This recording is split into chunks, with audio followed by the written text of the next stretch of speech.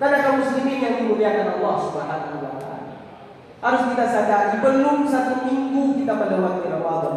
Belum 1 bulan kita meninggalkan Ramadan. Tapi malam tadi sudah berapa banyak di antara kita yang telat, yang tidak sholat Isya berjamaah. Subuh tadi karena semangat takbir berkumandang sampai jam 12 sampai jam 1 malam. Sudah berapa banyak shaf yang tertinggal pada sholat subuh kita. Padahal sholat dan subuh dan Isya itu adalah sholat yang disaksikan oleh para malaikat. Sholat yang begitu penting pahalanya di samping sholat-sholat yang lain.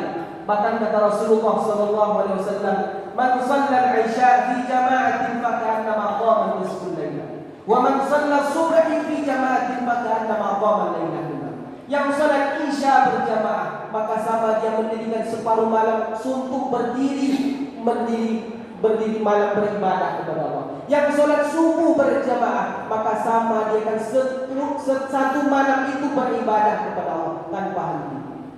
Kaum muslimin yang dimuliakan Allah Subhanahu wa taala, maka inilah yang ingin ingatkan kepada kita semua. Jangan sampai seperti peringatan Allah di dalam Al-Quran, "Wala takunu kallati naqadat ghazlaha min ba'di quwwatin ankatha." Kata Allah dalam Al-Quran, janganlah kalian seperti perumpamaan seorang perempuan yang menjahit pakaiannya di pagi hari. Lantas setelah itu di siangnya dia lepas kembali jahitan-jahitannya. Baru semalam, baru 1 hari Ramadan meninggalkan kita. Kebiasaan 1 bulan yang kita sudah bangun, yang sudah kita biasakan, hilang tak berbekas begitu saja. Seolah-olah pahala amalnya Ramadan itu untuk diqadha nanti 11 bulan yang akan datang. Allahu Akbar, Allahu Akbar, Allahu Akbar, walillahil hamd. Maka apa yang mesti kita lakukan? Maka mesti apa yang kita rutinkan kembali di luar Ramadan ini, hari esok dan seterusnya. Karena sepekan ini kaum muslimin yang dimuliakan Allah Subhanahu wa taala adalah pekan-pekan yang penuh uji coba untuk kita. Pekan yang penuh ujian untuk kita. Kita sudah terbiasa mulai tidur terlambat lagi, bangun terlambat lagi, apalagi kalau sudah berkumpul bersama keluarga kita. Kebiasaan-kebiasaan baik jamaah dan semuanya sudah mulai hilang dalam hidup yang kehidupan. Maka bagaimana kita memulainya? Yang pertama, kaum muslimin yang dimuliakan Allah Subhanahu wa taala, bangun kembali pagi, jangan terlambat sebagaimana biasa. Di dalam Ramadan kok bisa kita bangun jam 4 bahkan sebelum jam 4? Maka tetapkan dan istiqomahkan itu. Kalau perlu awali pagi kita itu dengan mandi pagi. Mandi yang ternyata begitu sehat, kata para dokter. Mandi terbaik yang kita lakukan adalah mandi sebelum waktu subuh. Maka mandi setelah itu. Terus apa yang kita amalkan setelah itu? Zikir. Kalau kita bisa melaksanakan sholat qiyamul lail, tahajud pada malam itu, tak perlu banyak-banyak. 2 rakaat selesai, laksanakan tutup dengan 3 rakaat sholat zuhur. Apalagi di waktu-waktu itu adalah waktu yang berkesan, waktu yang akan diangkat derajat bagi orang yang melaksanakan ibadah pada hari.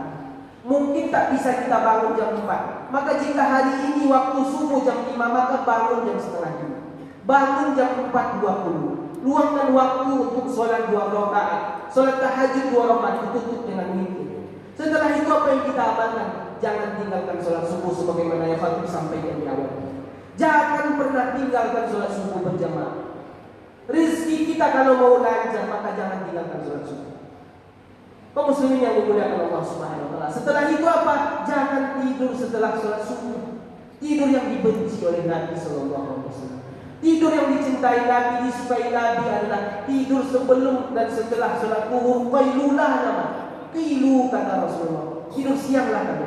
Fa inna syaitan la taqilu. Karena setan itu tidak disengaja. Maka kaum muslimin yang dimuliakan Allah Subhanahu wa taala, orang yang tidur pagi bukanlah mencerminkan tidurnya orang-orang sukses dan bahagia. Mungkin kita tidak sukses dan bahagia dalam ukuran manusia, tapi jangan kita pakai mental-mental orang susah yang tidur setelah sholat subuh atau terlambat bangun setelah sholat subuh. Rugi sekali. Maka orang-orang tua kita dulu menyebutkan, jangan terlambat bangun atau jangan tidur setelah subuh, karena rezekimu akan dipatuhi. Karena disitulah Allah membagikan keberkahan rahmat di pagi hari. Maka kita raih dapat keberkahan. Apalagi kalau kita amalkan 2 rakaat sebelum sholat subuh. Rakaatul fajr khairul laka minad dunya wa ma fiha. 2 rakaat sebelum sholat subuh itu kata Rasulullah lebih baik bagimu daripada dunia dan seisinya. Apalagi yang mau kita kejar, apalagi pahala yang mau kita kejar kalau bukan bangun lebih awal pagi. Masyaallah muslimin, Allah Allahu Akbar walillahil hamd. Setelah itu apa yang kita amalkan? Perbanyak zikir kepada Allah di waktu pagi. Hari ini para ulama sudah menyusun zikir-zikir pagi, al-maghfurat, zikir pagi dan sore. Banyak sekali doa. Allahumma bika asbahna wa bika amsayna wa bika nahya wa bika namutu wa ilaikal nusyur.